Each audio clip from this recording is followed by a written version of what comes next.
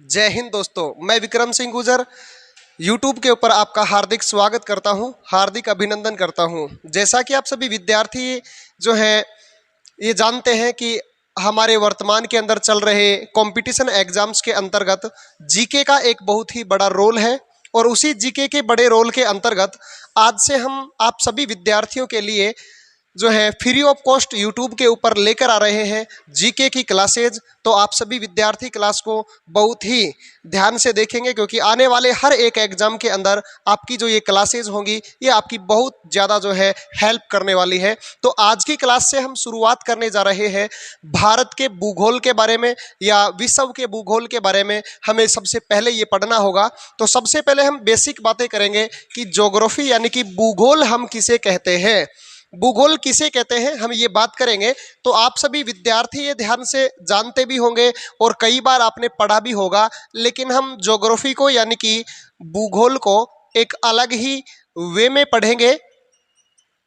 Geography यानी कि हमारे पास हिंदी में हम इसे कहते हैं भूगोल।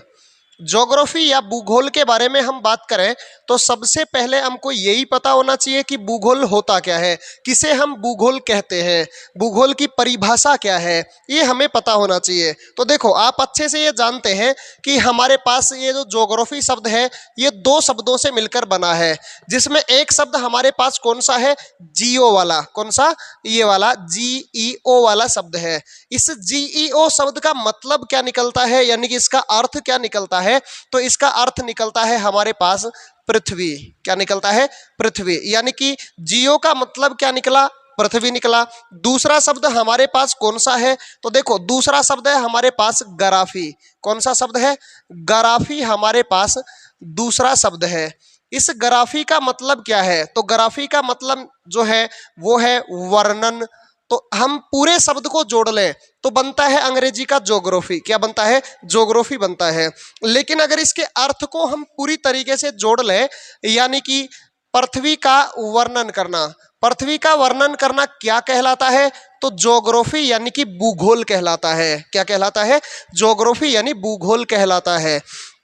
सर, बात सही है कि आपने बताया कि पृथ्वी का वर्णन करना जो है ये भूगोल यानी ज्योग्राफी कहलाता है। तो सर, ये क्या भला है कि हमने बहुत बार सुना है कि पृथ्वी का अध्ययन करना, पृथ्वी का अध्ययन करना। तो पृथ्वी का अध्ययन करना आपसे पूछ लिया जाए तो पृथ्वी का अध्ययन करना जो है, कई टीचर पढ़ाते हैं कि पृथ्वी का अध्ययन करना भूगोल कहलाता है, लेकिन नॉट एट ऑल, बिल्कुल भी नहीं कहलाता। अगर पृथ्वी के अध्ययन के बारे में बात कर ले तो पृथ्वी का जो अध्ययन करना है ये कहलाता है जियोलॉजी, जिसे आप हिंदी में भूगर्भ शास्त्र के नाम से जानते हैं। भूगर्भ शास्त्र जिसे आप कहते हैं, यानी कि पृथ्वी का अध्ययन करना भूगर्भ शास्त्र कहलाता है, जियोलॉजी कहलाता है। और एक संपूर्ण पृथ्वी का अध्ययन करना, जिसके अंतर्गत हम बात करेंगे, देखना किस किस चीज के बारे में। तो ये हमारे पास ये वाला पोर्शन जो है, इस भाग को हम कहते हैं स्थल मंडल। ये वाला क्या कहलाया हमारे पास? स्थल मंडल के नाम से आप इसे जानते हैं। ये स्थल मंडल है, ठीक है। इसके बाद में एक और हमारे पास ये वाला भाग हो गया, जिसे आप क्या कहते हैं? तो इसे आप जल मंडल कहते हैं। ये अपने पास जल मंडल हो गया। जल मंडल के बाद में एक अपने पास एक भाग हो गया ये वाला, देखना ध्यान से, ये वाला। और इस भाग को हम क्या कहते हैं? तो इसे अपन कहते हैं वायुमंडल। क्या कहते हैं? वायुमंडल कहते हैं, ठीक है। इन्हीं तीनों भागों को, और साथ में ये जो बीच का कटा हुआ भाग, देखना ये वाला, जिसे मैं थोड़ा सा लाइनिंग से कलर्ड कर रहा हूं, यानी कि लाइनिंग के माध्यम से मैं इसे भरने की कोशिश कर रहा हूं, ठीक है। ये जो पूरा भाग आपको दिखाई दे रहा है, इसे हम क्या कहते हैं? तो इसे हम कहते हैं जैव मंडल। क्या कहते हैं? जैव मंडल के नाम से जानते हैं। तो देखो, स्थल मंडल, जल मंडल, वायुमंडल और जैव मंडल, इन चारों को मिलाकर जो संपूर्ण अध्ययन हम करते हैं, उसी संपूर्ण अध्ययन को हम क्या कहते हैं? ज्योग्राफी या भूगोल कहते हैं, ठीक है। इसके बाद में हम बात करते हैं कि सर भूगोल, ये जो भूगोल शब्द है, इस भूगोल शब्द को सबसे पहले किस व्यक्ति ने काम में लिया? इस भूगोल शब्द को सबसे पहले किस भूगोलवेता ने या किस व्यक्ति ने जो है इसको सबसे पहले प्रयोग में लिया था? तो प्रयोग में लेने वाले व्यक्ति का नाम था इरेटोस्थनीज।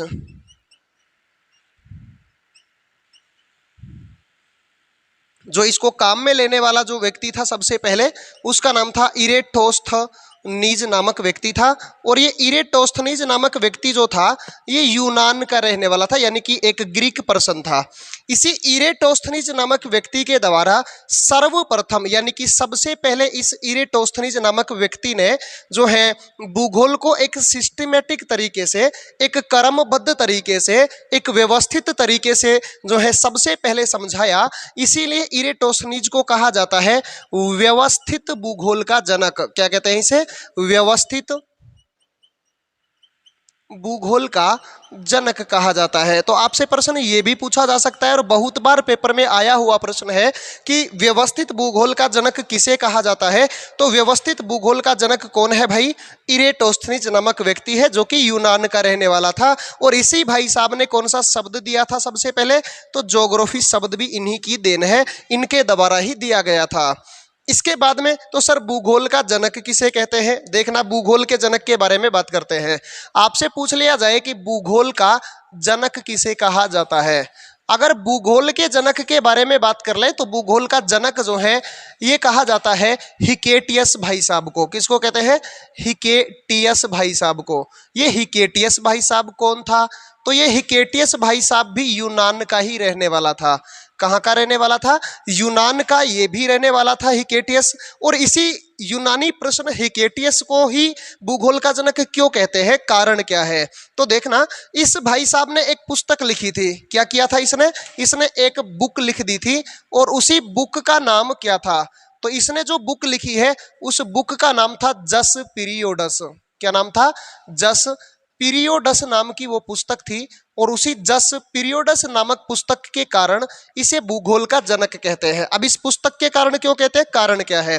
देखो, इसने इस पुस्तक में वो सारी जानकारियां सम्मिलित कर दी थी जो कि संबंधित हो सकती है पृथ्वी के वर्णन के बारे में, जिसमें अपन बात करते हैं पर्वत, पठार, मैदान, नदी, नाले, इन सब के बारे में, अक्षांश के बारे में, देशांतर के बारे में, वायुमंडल के बारे में, स्थलमंडल, जलमंडल, सभी के बारे में, जैव मंडल के बारे में। ये सारा जो अध्ययन था इसने इस पुस्तक में लिख डाला सबसे पहले। इस पुस्तक में जब इस भाई ने ये कवर कर दिया सारी चीजें, इसी कारण से इसे भूगोल का क्या कहा जाने लगा? जनक कहा जाने लगा। ठीक है, तो यहां तक हमारी हो गई जनक से संबंधित बातें।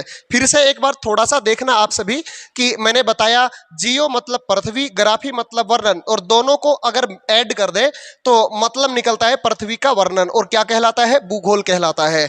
यानी कि हम स्थल मंडल, जल मंडल, जैव मंडल या वायुमंडल चारों का एक विस्तृत अध्ययन जो करते हैं वही अध्ययन हमारे पास भूगोल कहलाता है। ठीक है, इसके बाद में भूगोल शब्द सबसे पहले किस भाई साहब ने दिया था? तो इरेटोस्थनीज भाई साहब ने दिया था। ये भी यूनान का रहने वाला व्यक्ति था और इसको ही हम कहते हैं व्यवस्थित भूगोल का जनक भी कहते हैं इसे। ठीक है, इसके बाद में फिर हमने बात की है कि भूगोल का जनक किसे कहते हैं। तो भूगोल के जनक से संबंधित बातें करें तो हिकेटियस को भूगोल का जनक कहते हैं। और इसी ने एक पुस्तक लिखी थी जिस पुस्तक का नाम था जस पीरियोडस पुस्तक। इसके बाद में बहुत सारी शाखाएं भूगोल की होती हैं और उन्हीं शाखाओं के अंतर्गत हम बात करें तो जैसे आप सभी ने सुना होगा कि एक होती है हमारे पास मानव भूगोल। क्या होता है? मानव भूगोल होता है। और इसी मानव भूगोल के अगर आपसे जनक पूछ लिए जाए, मानव भूगोल का अगर आपसे जनक पूछ लिया जाए तो मानव भूगोल का जनक जो है वो है फ्रेडरिक रैटजेल। कौन है? फ्रेडरिक रैटजेल जो है ये मानव भूगोल के क्या है? तो मानव भूगोल के जनक हैं। ठीक है, उसके बाद में आपसे पूछ ले कि भौतिक भूगोल का जनक कौन है। भौतिक भूगोल जिसे आप फिजिकल ज्योग्राफी कहते हैं, तो भौतिक भूगोल का जनक भी पेपर में पूछा जाता है, लेकिन सबसे ज्यादा बार तो मानव भूगोल का पूछते हैं। अब इसके जनक के बारे में पूछे तो लंबा चौड़ा सा नाम है एक इसका, और वो याद रखना है आपको, पोलिडोनियस के नाम से। पोलिडोनियस नामक व्यक्ति जो है, इसी पोलिडोनियस नामक व्यक्ति को भूगोल में भौतिक भूगोल जो है उस भौतिक भूगोल शाखा का जनक माना जाता है। इसके बाद में आपने सुना होगा कि सांस्कृतिक भूगोल के बारे में। सांस्कृतिक भूगोल, और सांस्कृतिक भूगोल के अगर जनक आपसे पूछ लिए जाए तो सांस्कृतिक भूगोल का जनक जो है वो है कार्ल ओ सोअर। ये सोअर है, सोहर नहीं। सोहर का मतलब तो होता है किसी महिला का जो आदमी होता है यानी पति होता है वो सोहर होता है, लेकिन ये सोअर है, ठीक है, ये थोड़ा सा ध्यान रखिएगा। इसके बाद में हम बात कर ले, एक होता है आधुनिक, जिसे आप मॉडर्न ज्योग्राफी कहते हैं। आधुनिक अगर भूगोल की बात करें तो आधुनिक भूगोल का अगर जनक आपसे पूछ लिया जाए तो आधुनिक भूगोल का जनक किसे कहते हैं, तो वो भाई साहब है Alexander, Alexander von Humboldt. Alexander von Humboldt को हम आधुनिक भूगोल का क्या कहते हैं, जनक कहते हैं। तो आज की क्लास में हमने जो है यही भूगोल से संबंधित एक हल्का सा ओवरव्यू आपको दिया है कि भूगोल कहते किसे हैं, भूगोल के जन्मदाता यानी कि भूगोल नाम किसने दिया था, व्यवस्थित भूगोल का जनक कौन है, भूगोल का जनक कौन है, जस पीरियड्स पुस्तक के लेखक कौन है, मानव भूगोल के जनक कौन है। और मानव भूगोल का जनक जो है ये वेरी वेरी इंपॉर्टेंट है, क्योंकि ये बहुत बार पेपर में पूछा गया है। मानव भूगोल का जनक और इधर जो ज्योग्राफी शब्द देने वाला व्यक्ति जो इरेटोस्थनीज है, ये बहुत बार पूछे गए हैं। इनसे संबंधित प्रश्न हर एक एग्जाम में देखने को, बार बार देखने को प्राप्त होता है। और एसएससी के तो बहुत ज्यादा चहेता प्रश्न ये है कि मानव भूगोल का जनक किसे कहते हैं। फिर हमने भौतिक भूगोल के जनक, सांस्कृतिक भूगोल जिसे आप कल्चरल ज्योग्राफी कहते हैं, फिर आधुनिक भूगोल जिसे आप मॉडर्न ज्योग्राफी कहते हैं। इन सभी जनकों के बारे में हमने जो है एक अध्ययन किया है आज की क्लास में। आगे हम अगली क्लास में शुरुआत करेंगे भारत के भूगोल के संदर्भ में और भारत के भूगोल से संबंधित बातें करेंगे। तो आज के लिए इतना ही, धन्यवाद दोस्तों।